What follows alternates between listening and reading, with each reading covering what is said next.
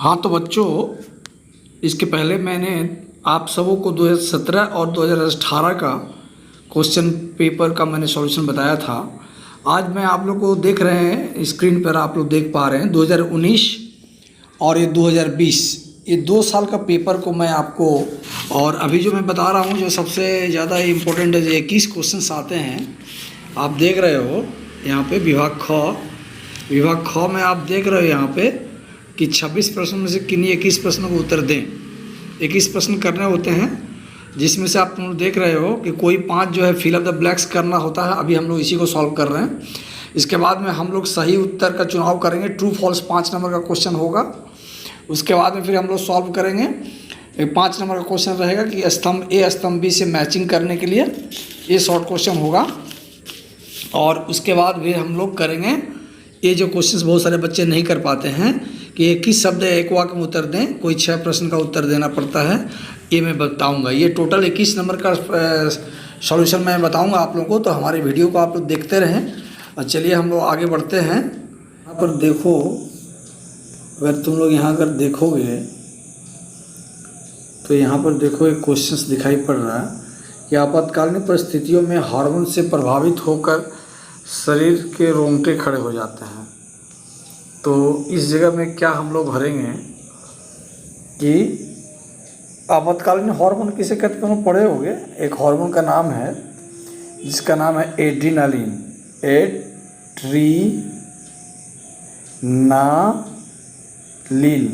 यहाँ भरोगे तुम लोग एड्रीनालिन हार्मोन। इसको हम लोग इमरजेंसी हार्मोन के नाम से, आपातकालीन हार्मोन के नाम से जानते हैं। यह हार्मोन जो है हमें फियर, फाइट एंड फ्लाइट में मदद करता है। किसी भी तरह से गुस्सा, क्रोध, खतरे, भय के समय साहस उत्पन्न करने के लिए यह हार्मोन हमें मदद करते हैं। चलो हम नेक्स्ट देखते हैं कि डैश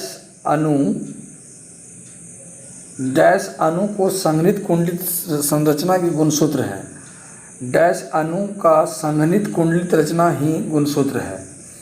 अब तो आप लोग को पता है कि कौन सा अणु जो है, क्रोमोसोम की रचना जब हुई थी गुणसूत्र की, तो हम लोग बताए थे कि मेनली जो डीएनए के जो अणु होते हैं, डीएनए के अणु ही होते हैं जिससे, जो कि कुंडलित रूप से इस तरह से डीएनए के अणु कुंडलित रूप से सज जाते हैं। और ये जो डीएनए बहुत लंबा होता है, और वो जो है इस तरह, जिस तरह से तुम लोग स्प्रिंग देखे हो, लंबा तार जो बल्ब का या फिर हीटर में जो तार होती है, बल्ब के जो तार जो लगे होते हैं, खोलोगे तो लंबा हो जाएगा। तो डीएनए के इतने अधिक लंबे होते हैं कि वो कुंडलित हो जाते हैं इस तरह से, और वो एक ही क्रोमोसोम में आके सज जाते हैं। तो यहाँ पर क्या होगा, डीएनए के अणु। यहाँ क्या लिखोगे तुम लोग, यहाँ हम लोग लिखेंगे डीएनए के अणु। यहाँ हम लोग लिखेंगे डीएनए, इसका आंसर होगा। चलिए हम लोग नेक्स्ट पढ़ते हैं कि जीवन के, यहाँ देखो तुम लोग, जीवन की उत्पत्ति के प्रारंभिक चरणों में कुछ विशाल कोलॉइड अणुओं के समन्वय हैं।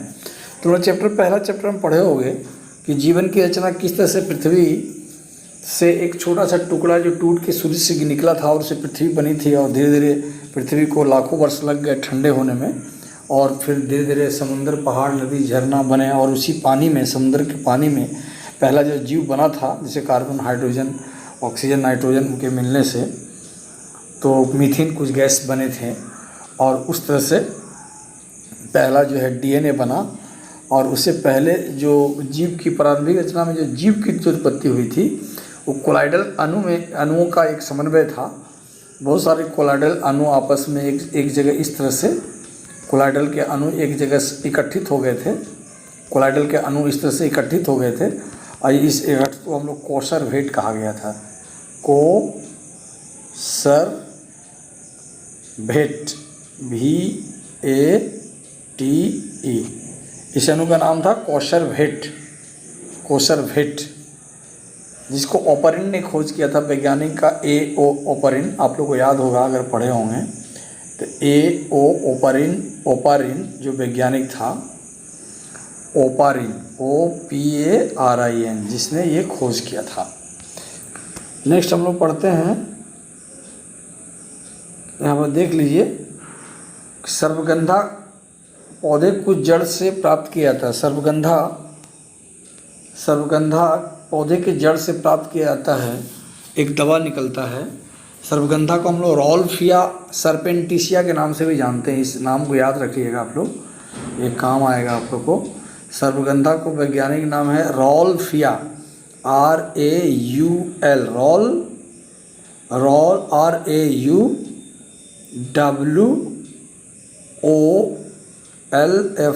रॉल्फिया सर्पेंटाइना,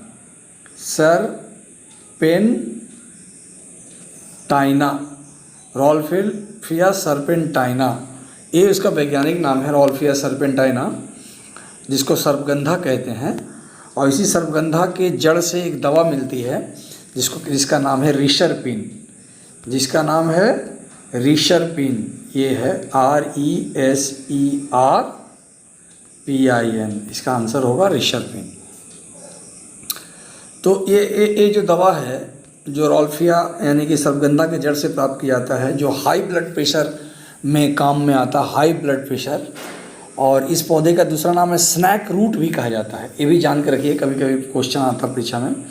इसको स्नैक रूट भी कहते हैं, स्नैक रूट, सांप की तरह इसकी जड़ें होती है, देखने में लगता है सांप की तरह, इसलिए स्नैक रूट भी कहते हैं। या डेविल पेपर, और भी एक नाम है, ये याद रखिएगा परीक्षा में, devil paper, PEPPER, devil paper के नाम से भी इसको जानते हैं। ये भी परीक्षा में क्वेश्चन आता है। बहुत तरह से साइकाट्रिक बीमारी में भी ये आता है, mainly high blood pressure, psychiatric बीमारी, एपिलेप्सी, ये कई तरह की बीमारी में ये दवाएं काम में आती हैं। चलिए लास्ट क्वेश्चन हम लोग कर लेते हैं कि लास्ट क्वेश्चन क्या है कि ऐसा ex-situ कंजर्वेशन संरक्षण, जिसमें आप देखिए यहाँ पे, ऐसा ex-situ संरक्षण जिसमें नमूना बीजों के द्रव नाइट्रोजन में -196 डिग्री सेंटीग्रेड तापमान पर रखा जाता है।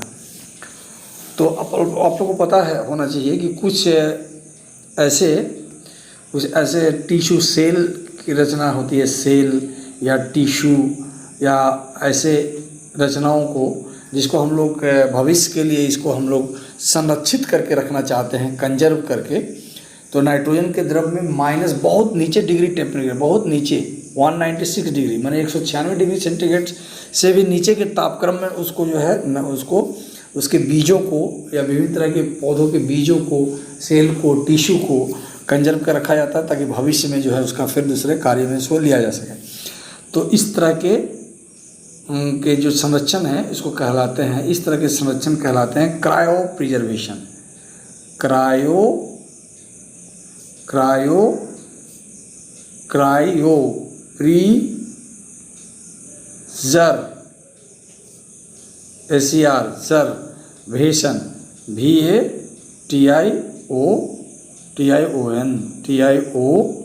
Cryo preservation.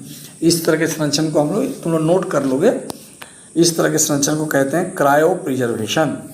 अगर पूछे कि क्रायो प्रिजर्वेशन क्या है तो भी इसका डिफिनेशन तुम लोग लिख पाओगे। ये मेंटेन देयर वाइबिलिटी, इससे क्या होता है कि जो जीव को, पौधों को, बीज को, पौधे के बीजों को, सेल को जिसको रखते हैं इस टेम्परेचर पर, वो जीवित रह सकता है और भविष्य में उस बीज का प्रयोग में कई हजारों साल बाद भी उसको प्रयोग में लाया जा सकता है।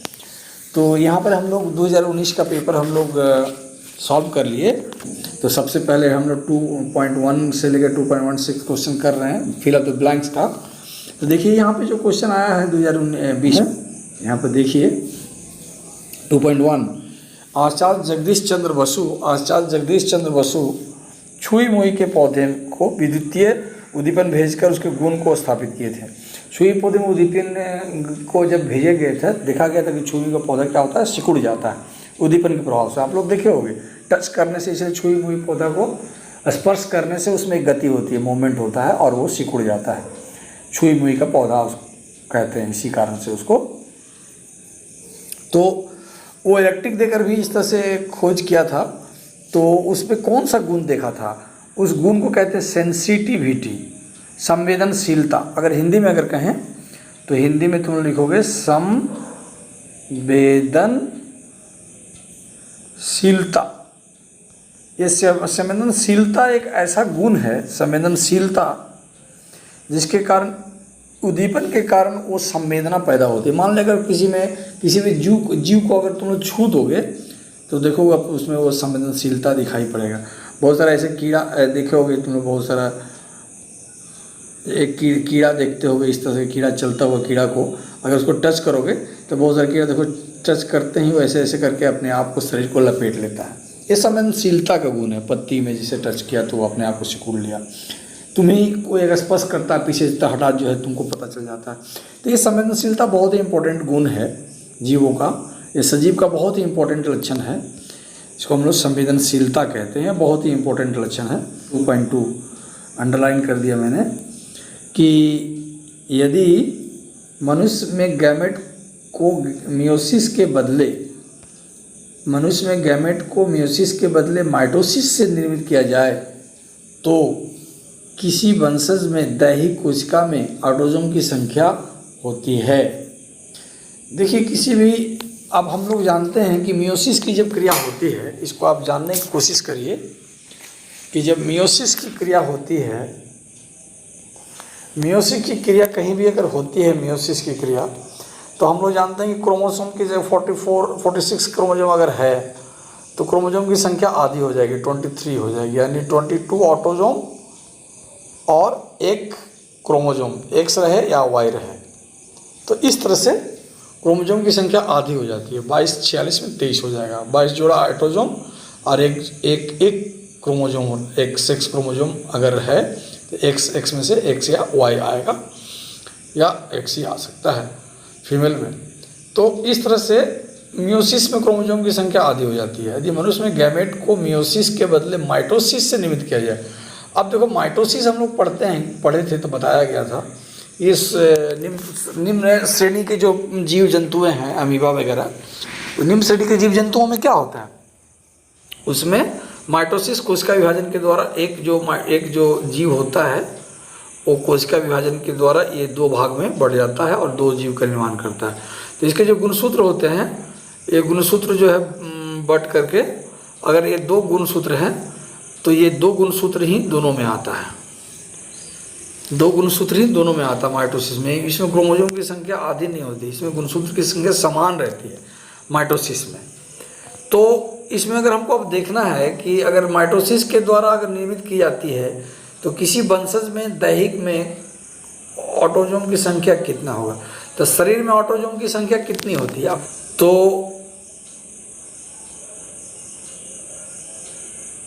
यहाँ पर तो मियोसिस तो हो नहीं रहा, तो मियोसिस अगर नहीं हुआ तो 44 जो ऑटोसोम है और 2 सेक्स क्रोमोसोम है, 44 2 46, तो वो आधा तो हुआ नहीं, यानी कि 44 ही रह जाएगा। तो दैहिक कोशिका में ऑटोसोम की संख्या कितना होगा, 44 ही रह जाएगा, क्योंकि आधा तो हुआ नहीं, मियोसिस तो हो नहीं रहा। तो यहाँ आंसर क्या लिखोगे, 44। चलो नेक्स्ट हम लोग देखते हैं कि मनुष्य के जनसंख्या में एक्स गुणसूत्र के अप्रभावित जीन द्वारा होने वाले रोग। आप लोगों को पता है कि मनुष्य में जो 2 सेक्स क्रोमोसोम हैं, मनुष्य में जो सेक्स क्रोमोसोम है एक्स और वाई और एक्स और एक्स, यही तो सेक्स क्रोमोसोम है। ये लेडीज़ में होता है फीमेल में, और ये होता है मेल में एक्स वाई। तो ये जो एक्स के ऊपर एक नॉर्मल जीन होता है एक्स के ऊपर, और उस नॉर्मल जीन के जगह अगर इस एक्स क्रोमोसोम के ऊपर जो जीन है नॉर्मल, वो अगर उसमें किसी तरह से म्यूटेशन हो जाता है तो रिसेसिव जो जीन होते हैं, अप्रभावी जीन जो होते हैं, उसमें म्यूटेशन होने के कारण जो है उसका फेनोटाइपिक चेंज, उसका फेनोटाइप चेंज कर देता है, उसके जो लक्षण होते हैं अपीयरेंस वो चेंज हो जाता है। तो उस तरह से कुछ रोग देखने को मिलते हैं। इसको हम लोग कहते हैं एक्स क्रोमोसोम के एक्स गुणसूत्र के अप्रभावी जीन द्वारा, यानी इसको कहते हैं एक्स गुणसूत्र, मैंने एक्स गुणसूत्र अप्रभावी, recessive gene present on the x chromosome, recessive gene present on the x chromosome. तो इसको एक्स लिंक्ड रेसेसिव जीन भी कहते हैं, एक्स लिंक्ड जैसे जीन भी कहते हैं। उसके द्वारा जो रोग होता है आप लोग को पता है, इस रोग के नाम तो आप लोग बता सकते हो। ऐसे इसका रोग का कुछ नाम याद कर लोगे, मैं बता दे रहा हूँ। एक तो हो गया तुम लोग कलर ब्लाइंड का नाम सुने होगे, कलर ब्लाइंड, कलर ब्लाइंड। और कलर ब्लाइंड खास करके होता है red and green, red and green colour blind का नाम सुने होगे। एक रोग है जो एक्स लिंक्ड ऐसे रिसेसिव कैरेक्टर के कारण होता है। दूसरा आप लिख सकते हो हेमोफीलिया, हेमोफीलिया ये भी आप लोग जानते हो। हेमोफीलिया जिसमें रक्त जो है कटने के बाद जमता नहीं है, हेमोफीलिया का बीमारी हो जाता है, रक्त का नहीं जमना।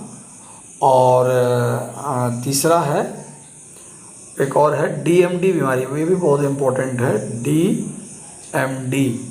ये बीमारी का भी नाम याद रखोगे, ये शॉर्ट क्वेश्चन तुम्हें बहुत काम आएगा। इसको ड्यूसिन, CHENNE, ड्यूसिन, एस नहीं होगा, DUCHENNE, ड्यूसिन। डी हो गया ड्यूशन, एम मतलब मस्कुलर और डी मतलब डिस्ट्रॉफी। ड्यूसिन मस्कुलर डिस्ट्रॉफी एक बीमारी है जिसमें मसल्स का निर्माण बॉडी में नहीं होता, मांसपेशियां नहीं बनता, बहुत खतरनाक बीमारी है। तो चलते हैं हम लोग नेक्स्ट 2.4 क्वेश्चंस को देखते हैं कि आधुनिक घोड़े के खुर उसके पूर्वज के संख्या के पाद अंगुली का रूपांतरण है। आप लोग पढ़े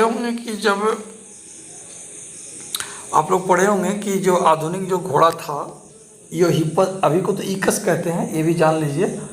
अभी का जो आधुनिक घोड़ा है उसको हम लोग कहते हैं इकस। ये भी बहुत इंपॉर्टेंट क्वेश्चन है जो मैं बता रहा हूँ, उसको आप लोग नोट कर लीजिए। EQUUS, इकस आधुनिक घोड़ा का भी नाम है। और जो सबसे इयोहिपस कहते हैं, उसका जो सबसे प्राचीन घोड़ा है इयोहिपस, PPUS, ये पहले का घोड़ा, EOHIPPUS, इयोहिपस। ये है सबसे पहला घोड़ा जो लोमड़ी की तरह देखने में था और उसमें अंगुलियां हुआ करती थी, सामने वाले जो पैर था दोनों उसमें 4 अंगुली होते थे और पीछे वाले जो पैर थे उसमें 3 अंगुलियां हुआ करती थी। तो वही 4 अंगुली और 3 अंगुली जो बाद में आधुनिक जो घोड़ा हुआ उसमें खूर में बदल गया, हुप्स में बदल गया। तो इसका क्या आंसर लिखोगे कि आधुनिक घोड़े के खूर उसके पूर्वज के सामने वाले पैर में 4 और पीछे वाले पैर में 3 अंगुली का रूपांतरण रूप है। 4 अंगुली आगे वाले पैर में, 3 अंगुली पीछे वाले पैर में। चलो नेक्स्ट हम लोग देखते हैं कि किसी बैक्टीरिया के द्वारा 2.5 हम लोग देखते हैं किसी बैक्टीरिया के क्रिया द्वारा, यहाँ देखो 2.5, किसी बैक्टीरिया के क्रिया द्वारा अमोनिया को नाइट्रेट तथा नाइट्राइट में नाइट्रोजन चक्र के दशा में बदलता है। आप लोगों को पता है कि अमोनिया जो होता है वो बदल दिया जाता है नाइट्राइट NO2 और फिर ये NO2 फिर बदल दिया जाता है NO3 में। आप लोगों को पता है ये जो नाइट्रोजन फिक्सेशन जब होता है मिट्टी में बैक्टीरिया के द्वारा, तो अमोनिया को NO2 नाइट्राइट और फिर नाइट्राइट को नाइट्रेट में बदल दिया जाता है। तो यहाँ क्वेश्चन पूछ रहा है कि अमोनिया को नाइट्राइट में जो बदलता है वो नाइट्रोजन चक्र चलता है, और चक्र में वो कौन सी दशा को कहते हैं, नाइट्रोजन चक्र की उस दशा को क्या कहते हैं? तो उस दशा का नाम है नाइट्रिफिकेशन। उस दशा का नाम है नाइट्रिफिकेशन, नाइट्रिफिकेशन,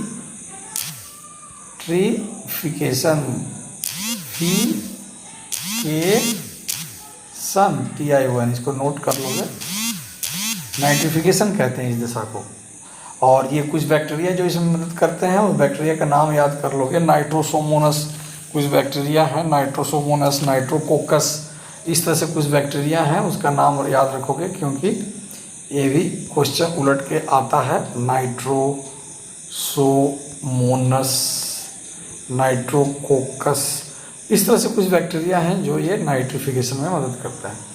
चलिए नेक्स्ट क्वेश्चन हम लोग करते हैं, लास्ट क्वेश्चन, कि बाज़ारों में ज़्यादातर, और लास्ट क्वेश्चन हम लोग कर लें,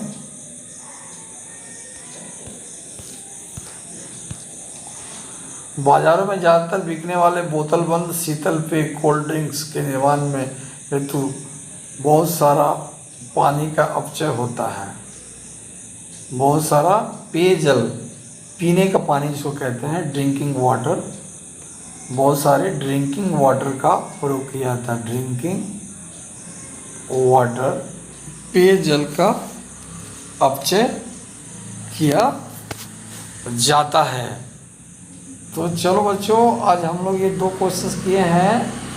तो हमने पिछले में 17-18 का हम लोग किए थे, 2000 पिछले में हम लोग किए थे 2017 और 2018 का पेपर मैंने बता दिया था, और अभी हमने बताया 2019 और 2020 का।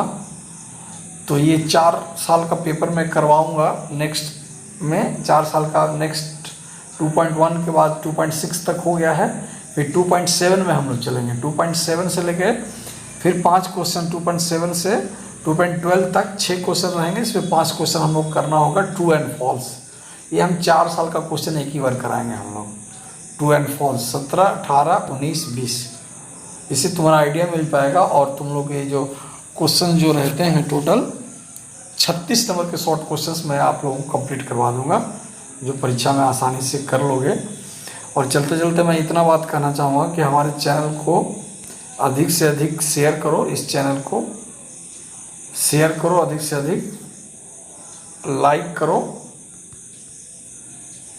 और सब्सक्राइब कर लें। जो लोग नए आए हैं, अगर अच्छा लगता है हमारी पढ़ाने का तरीका, सब्सक्राइब कर लें। और एक बच्चा कम से कम 20 स्टूडेंट को शेयर करें। इससे क्या होगा, अगर 100 सब्सक्राइबर हैं, अगर मेरे पास अगर 100 बच्चे हैं जो सब्सक्राइब किए हैं, अगर 20 बच्चों को अगर करते हो तो यहाँ पे 2000 हो जाएंगे, और फिक्स्ड फिर नेक्स्ट बार में 4000 सब्सक्राइबर हो जाएंगे। और 4000 सब्सक्राइबर होने से तुम्हारा क्या फ़ायदा होगा कि YouTube का जो चैनल है उसमें मैं लाइव क्लासेस ले पाऊँगा, क्योंकि YouTube का ये शर्त है, कंडीशन है, उसको पूरा करना है। तो चलो बच्चों, इतना ही देख समाप्त करते हैं, और फिर जो है नेक्स्ट वीडियो में हम लोग मिलते हैं। मैं 4 साल का क्वेश्चंस मैं लेकर आऊँगा आप लोगों के सामने। तब तक के लिए आप लोग गुड बाय, अच्छे से रहिए, क्लास करिए और सावधान रहें।